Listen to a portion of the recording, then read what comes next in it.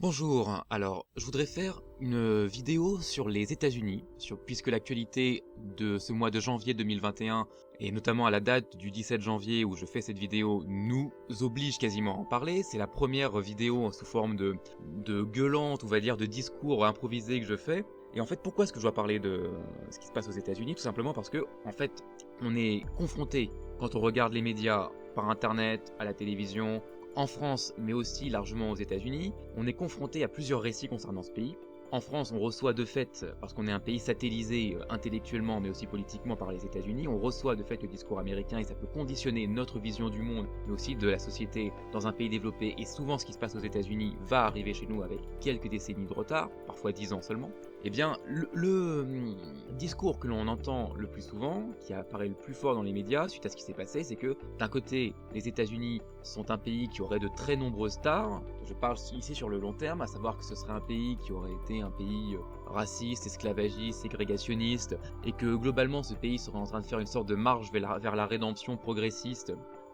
Et donc les démocrates seraient le principal parti acteur de cette rédemption, et donc en face il y aurait Donald Trump qui serait un archétype du républicain blanc, réactionnaire, raciste, conservateur, menteur, enfin avec tous les défauts possibles et imaginables, et en plus il veut pas reconnaître sa défaite aux élections, donc il a envoyé ses militants les plus fanatiques faire un assaut contre le Capitole, à savoir l'un des sièges du pouvoir américain, pour empêcher la cérémonie qui allait déclarer la victoire de son adversaire démocrate Joe Biden.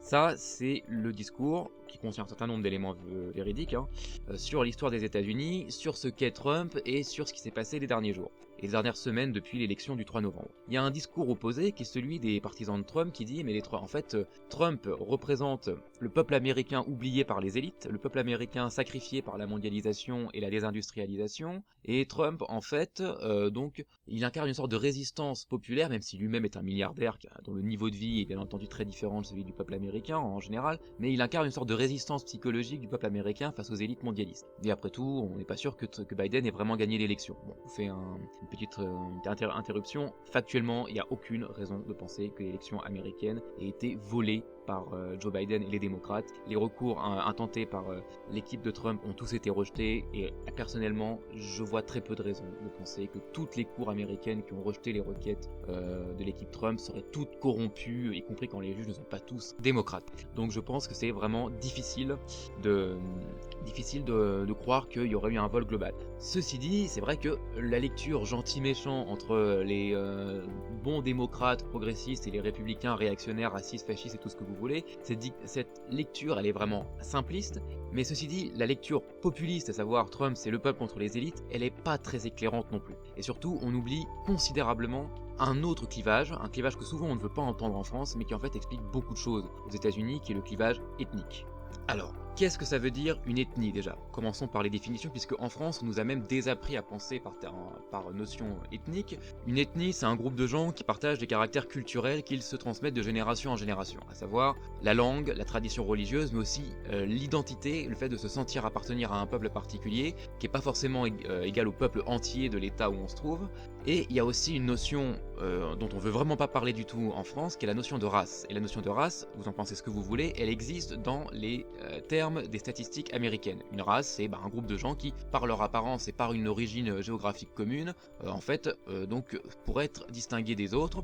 Et il faut pas confondre non plus la notion de race et d'ethnie. Aux États-Unis, il y a plusieurs races. Les blancs, les noirs, les Amérindiens, les Asiatiques, qui forment en fait plusieurs origines, les gens métis, les gens d'autres races, et il se trouve que les Hispaniques, eux, ne sont pas une race, ils sont une ethnie, en fait. Les nombres sont qu'aux États-Unis, il y a 60% de blancs non hispaniques, qui sont ethniquement non hispaniques, de race blanche mais non hispanique. Il y a 20% des Américains qui se considèrent comme hispaniques. Donc 10% à peu près des hispaniques sont des hispaniques blancs et 10% sont d'autres races. Il y a à peu près 13% des Américains qui sont des Afro-Américains, donc des Noirs. Il y a 5% des Américains, 4-5% qui sont des Asiatiques de différentes origines, chinois, japonais, coréens, indiens, philippins, plein de choses, vietnamiens aussi. Et il y a environ 1 ou 2% d'Amérindiens, et il y a aussi des Pouillèmes qui restent avec les gens qui se considèrent de différentes races. Je précise que la notion de race, c'est une notion auto-déclarée. N'importe qui aux États-Unis peut dire qu'il est noir, blanc, asiatique. Même si vous êtes blanc, si vous étiez aux États-Unis, vous pourriez prétendre que vous êtes noir dans un recensement. Vous ne risquez rien. Par contre, il n'y a juste rien à gagner, donc les gens en général disent la vérité. On sait aux États-Unis que le vote a largement une connotation ethnique, à savoir que 60% des blancs votent républicain, à peu près, plus ou moins. 85 à 90% des noirs votent démocrate, les 2 tiers des hispaniques, enfin entre 60 et plus de 65% votent démocrate. Le vote républicain chez les hispaniques a varié au cours des 40 dernières années entre 20 et 40% et il est généralement autour de 30%, donc globalement les démocrates font 2 fois les voix des républicains parmi les hispaniques. Les asiatiques, mais ils sont nettement moins nombreux, votent plutôt démocrates, mais c'est une tendance qui est apparue il y a moins de 30 ans en fait, ça n'a pas toujours été le cas, et puis bon après les minorités encore moins nombreuses, on peut les mettre de côté. Ces tendances de vote ethnique sont des tendances de long terme. Certaines personnes peuvent dire ah oui mais en fait ça n'a rien à voir avec l'ethnicité, si les noirs votent démocrate c'est parce qu'ils sont pauvres, et pareil pour les hispaniques. Sauf que, faudra expliquer pourquoi est-ce qu'au sein des primaires démocrates, les noirs ne soutiennent pas massivement le candidat qui était le partisan du maximum de redistribution, à savoir Bernie Sanders. Les noirs ont globalement voté pour les candidats centristes. Il faudra voir aussi pourquoi est-ce que les blancs pauvres ne votent pas démocrates, ils votent plutôt républicains.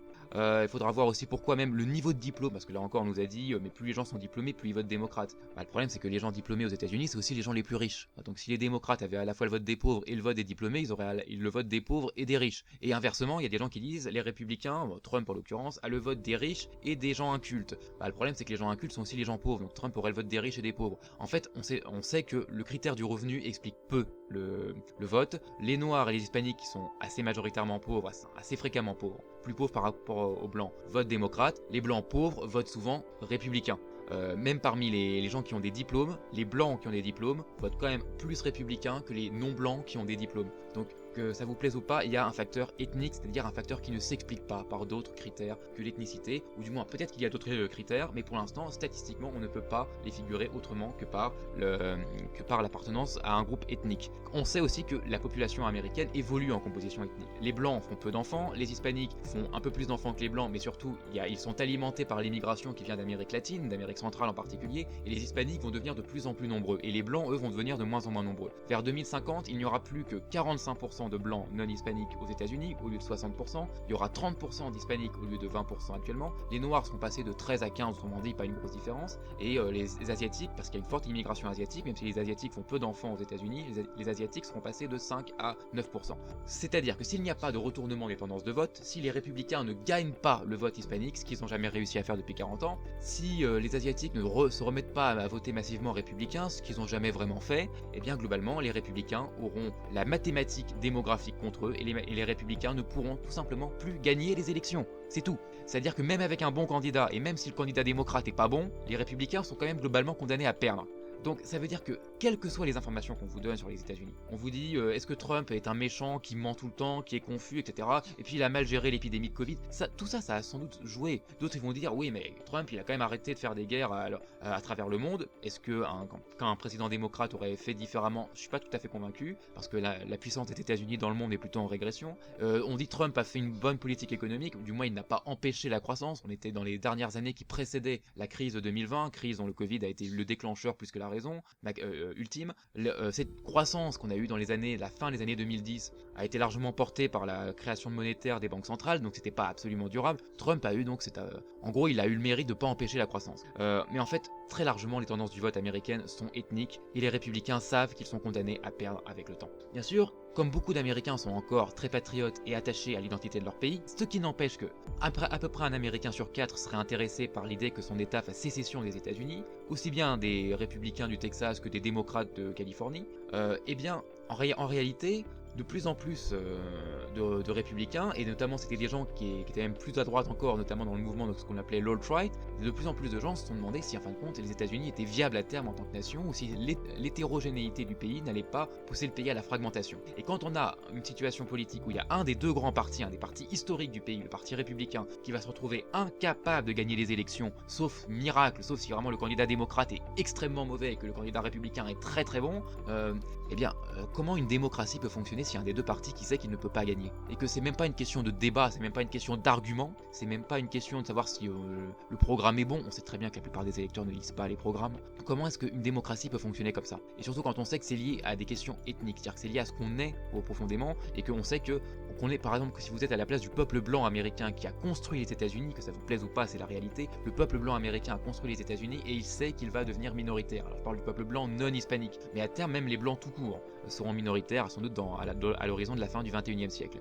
En réalité, donc, du point de vue d'un blanc républicain, une présidentielle c'est presque quelque chose de perdu d'avance. Certains refusent, et c'est comme ça que j'interprète, certains refusent cette réalité et s'inventent des théories du complot, ils s'inventent le fait que Biden aurait volé l'élection, ils s'inventent des théories totalement nébuleuses comme celle de QAnon qui dit en fait il y a un complot pédosataniste mondial et Trump est notre chevalier protecteur et il va tous les arrêter, vous allez voir, ça fait des semaines que des gens nous annoncent que Trump va arrêter tout le monde au sein du nouvel ordre mondial entre guillemets. La réalité c'est plutôt que en fait, ils ne veulent pas admettre qu'ils n'acceptent plus la victoire du camp d'en face. On observe aussi politiquement que les démocrates comme les républicains se font de moins en moins confiance, sont de plus en plus hostiles, et chaque camp commence à refuser la victoire de l'autre. En 2016, on avait déjà vu, même si ça n'avait pas pris la tournure violente des événements du 6 janvier 2021, on avait déjà vu que les démocrates n'acceptaient pas la victoire de Trump, certains demandaient aux grands électeurs de voter contre Trump. Trump avait perdu au vote populaire, mais il avait la majorité des grands électeurs, et la loi américaine faisait qu'inévitablement il allait être élu président. Certains démocrates, sans passer à l'action, considéraient que c'était anormal et qu'il fallait tout faire pour l'en empêcher. De plus, les États-Unis étant un pays de contre-pouvoir, la politique de Trump avait quand même été largement entravée par des actions de juges, comme par exemple quand son plan de Muslim ban, à savoir d'interruption des entrées d'immigrés ou touristes venant de certains pays musulmans, en 2017 avait été interrompu par des juges. Bref, il y avait une sorte de guérilla judiciaire, en plus des accusations d'ingérence russe qui ont été au final réfutées. Il y a eu un refus de la part des démocrates de la victoire de Trump. Quand l'inverse vient, quand les démocrates semblent manifestement avoir gagné l'élection en 2020, une partie des républicains n'accepte pas ce fait. Ils ne le disent pas sous la forme d'une revendication de sécession, donc ils s'inventent une théorie du complot comme quoi il y aurait eu des fraudes, et certains vont passer à l'action violente en attaquant le Capitole pour empêcher la cérémonie de reconnaissance de la victoire de Joe Biden qui avait lieu le 6 janvier dernier et qui a finalement eu lieu un peu plus tard dans la nuit, après les interruptions suite à l'assaut contre le Capitole. Un assaut qui a provoqué la mort de 2 personnes au moins sur les lieux du Capitole dans les affrontements, plus quelques autres personnes, 3 autres personnes qui sont mortes de raisons médicales, qu'on n'a pas très bien identifiées. Il y a des gens qui disent oui, mais malgré tout, ils ne remettent pas en cause les institutions. Pour ma part, je considère que quand on croit vraiment aux institutions, même si on pense qu'il y a eu un vol, qu'il y a eu une corruption, on ne va pas risquer une sorte de semi-guerre civile larvée, on ne va pas attaquer les institutions.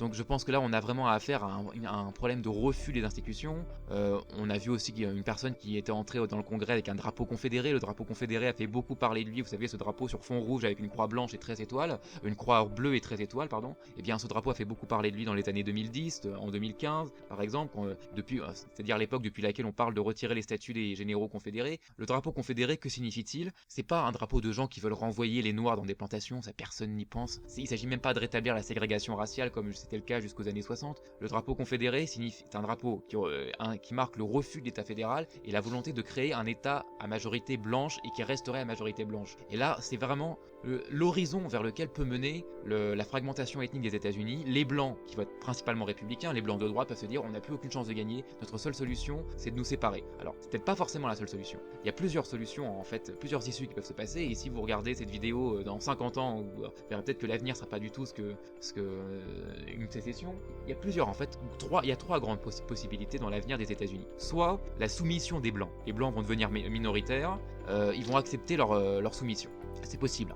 En général, vous savez, la plupart des gens sont légalistes, sont pacifistes, ils peuvent se dire bon on est condamné à perdre les élections, merci soit-il. Il y aurait une autre possibilité, mais qui en fait pour moi est la même chose que la sécession, ce serait que le parti républicain change son programme pour aller draguer les électeurs hispaniques en proposant plus de redistribution sociale. Mais dans ce cas-là, le parti républicain deviendrait un parti démocrate bis, un parti centriste, et les blancs de droite se diraient mais c'est plus notre parti, on n'a plus de parti capable de nous mener à la victoire. Quand on voit que certains républicains ont voté pour l'impeachment, c'est-à-dire la destitution de Donald Trump ces derniers jours, on se dit qu'on n'est pas si éloigné que ça d'une rupture au sein du parti républicain. C'est pas encore fait, mais on n'est pas si éloigné que ça.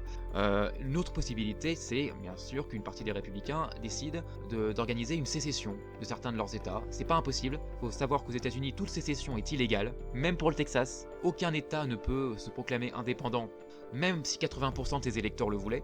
Donc une sécession, ça pourrait être une sorte de guerre civile, sauf si le niveau d'armement des sécessionnistes faisait que l'État fédéral de Washington DC décidait de ne pas les réprimer et d'accepter leur indépendance. Ce qui n'avait pas fonctionné en 1861 avec la sécession des États du Sud, qui avait au final été écrasée par les armées de Lincoln et de l'Union. La dernière possibilité, c'est ce que j'appellerais la confédéralisation des États-Unis, à savoir que sous la pression des États républicains qui menaceraient de faire sécession, les États-Unis seraient amenés à se transformer en confédération. Une confédération, ce serait quoi? C'est-à-dire, en gros, on démantèle tous les programmes fédéraux, on supprime tout ce qui est redistribution sociale à l'échelle fédérale, le ministère de l'éducation à l'échelle fédérale, même les institutions de santé, tout est relocalisé au niveau des États. Les États américains, les 50 États américains, plus les territoires comme Porto Rico, deviennent quasiment des pays indépendants, sauf qu'ils partagent entre eux les moyens régaliens proprement dits, tels que l'armée américaine qui resterait une seule, la Cour suprême, le dollar et donc les réserves fédérales, parce qu'il y a plusieurs réserves fédérales régionales aux États-Unis, la politique extérieure, sauf que dans un pays confédéré, donc avec une faible unité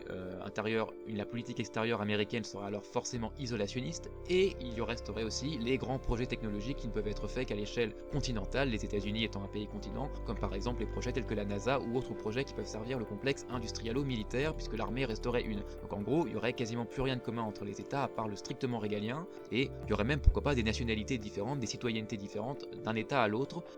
Donc en gros, voilà, ça serait la confédéralisation des États-Unis. Les États-Unis continueraient à exister, le patriotisme américain serait sauf dans l'absolu, mais il n'y aurait plus d'État unitaire non plus, et le projet des démocrates d'avancer vers une sorte de social-démocratie de plus en plus unitaire serait entravé. Si certains États américains comme la Californie veulent créer une social-démocratie, progressiste entre guillemets, libre à eux, mais sauf qu'ils ne peuvent pas convaincre les autres, ni forcer les autres États de les suivre. Voilà, ce serait une des possibilités. Pour ma part, je considère donc que aux États-Unis, il n'y a pas d'un côté les démocrates progressistes ou les républicains réactionnaires fascistes, et il n'y a pas non plus les républicains qui défendent le peuple, enfin les républicains trumpistes qui défendent le peuple, et les démocrates qui servent l'oligarchie mondialiste ou je ne sais quoi. Certes, les démocrates sont mondialistes, mais il se trouve qu'ils ont eu la majorité des voix. Les 81 millions d'électeurs de Biden, soit 7 millions de plus, au moins 7 ou 8 millions de plus que les électeurs de Trump, ils existent. Hein, et les électeurs démocrates, c'est pas juste des tarés à cheveux bleus qui font des gender studies dans les universités, c'est pas non plus que des riches de Manhattan ou d'Hollywood. Il y a un peuple ou des peuples qui votent démocrate aux États-Unis.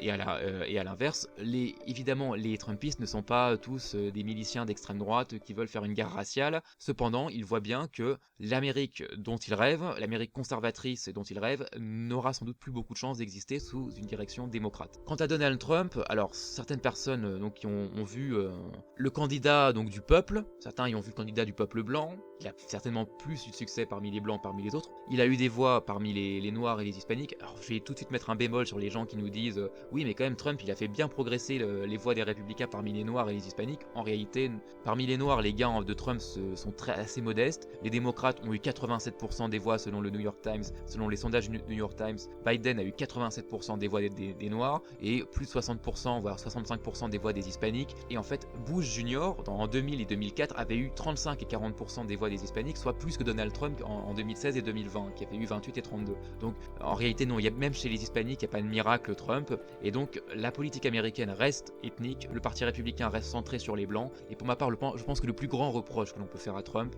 c'est de ne pas avoir posé cette réalité, de ne pas avoir dit, nous, les États-Unis, nous ne sommes plus une nation, nous sommes un empire dans lequel il y a plusieurs nations, manifestement ces différentes nations ne veulent plus vivre ensemble, certaines nations considèrent que les autres sont responsables de tous leurs problèmes, par exemple on peut considérer que les Afro-Américains forment une nation parmi lesquels beaucoup de gens considèrent, enfin les activistes les plus bruyants considèrent que les blancs sont responsables de leurs problèmes. C'est pas le cas de tous les noirs, c'est le cas des activistes, c'est le cas aussi d'une partie des blancs. Il y a plusieurs nations parmi les blancs en termes de valeurs politiques. Les blancs de Californie ou de la côte est ne sont pas les mêmes que ceux des Appalaches ou du Midwest, et dans ce cas-là Trump aurait dû poser cette réalité-là, il aurait dû dire la seule solution si nous voulons éviter la partition et la sécession, ce serait la confédéralisation. Au lieu de ça, Trump a continué dans le discours, et il a été en cela suivi par beaucoup de gens en France dans la sphère souverainiste ou de droite. Trump a continué dans le discours, je suis le peuple contre les élites, je défends les États-Unis contre des mondialistes. Il y a du vrai dans ce discours, sauf que, je le répète, une bonne partie du peuple américain ne s'est pas reconnu dans le discours de Donald Trump. Donc l'analyse populiste, y compris l'analyse populiste est limitée. Il y a toute une partie des gens qui ne sont pas spécialement plus favorisés que les électeurs de Trump, qui ne se sont pas reconnus en lui, qui ont préféré voter démocrate pour des raisons particulières, parce qu'ils n'ont pas aimé sa politique, parce qu'ils n'ont pas aimé ses positions sur le réchauffement climatique, parce qu'ils n'ont pas aimé sa gestion de la Covid, ou tout simplement parce qu'ils estiment appartenir à un groupe ethnique qui n'est pas représenté par le parti républicain qu'il considère comme étant avant tout le parti des blancs. Voilà, Trump n'a pas réussi à dépasser ce discours populiste qui l'a porté au pouvoir. Il a retenté en plus mou la même chose en 2020. Les démocrates, eux avaient mobilisé leur électorat, ils avaient fourbi leurs armes contre lui, ils ont gagné, que ça plaise ou pas. Et c'est pour ça que je pense que Trump en fait laisse un bilan finalement assez négatif dans l'histoire du peuple, même du peuple blanc américain, qui aurait pu trouver un moyen de contrer cette évolution démographique à long terme dans laquelle le peuple blanc est condamné à être minoritaire. Trump aurait pu renverser la table, dire nous ne sommes plus une nation, formons une confédération. En plus Trump avait le pouvoir, Trump aurait pu avoir l'armée avec lui au cas où il aurait fallu passer par un coup de force. N'évacuons a priori aucune hypothèse. Trump avait l'arme nucléaire, il ne s'agissait pas de dire qu'il aurait fallu l'utiliser, il aurait fallu juste s'en servir en termes de dissuasion au cas où les démocrates auraient voulu imposer leur volonté également par la force. Trump aurait pu dire voilà, je proclame la confédération américaine, il suffit que quelques états disent nous voulons être une confédération et nous ne voulons plus reconnaître l'état fédéral, et ça y est, Trump aurait pu, avec l'armée et l'arme nucléaire, dire ok, je leur donne satisfecit, maintenant nous sommes une confédération, si les démocrates sont pas contents, c'est pareil, peu importe, les États-Unis n'existent plus tels qu'ils étaient auparavant, nous sommes maintenant une confédération. Voilà, malheureusement ça risque de ne plus être possible parce qu'il risque d'être désormais démographiquement impossible pour un candidat républicain de gagner les élections, sauf miracle, sauf miracle. Ceux qui se disent Trump 2024, je pense que ce sera pas le cas, Pence 2024, voilà, sauf miracle, sauf par exemple explosion du parti démocrate, mais ça pourrait être aussi le parti républicain qui explose, sauf miracle, les démocrates sont partis pour dominer la politique américaine